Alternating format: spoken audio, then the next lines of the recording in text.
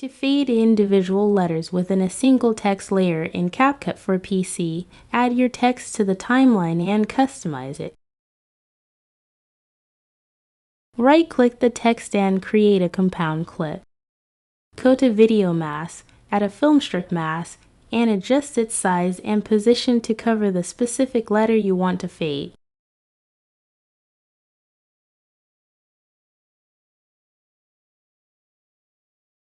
Duplicate this compound clip and place the copy on the track above the original. Select the bottom layer, go to Video Mask, and click Reverse to invert the mask. Then select the top layer, go to Animation, and apply a fade in or fade out animation, adjusting the duration as needed. Play back the timeline to see the selected letter fade while the rest of the text remains unchanged.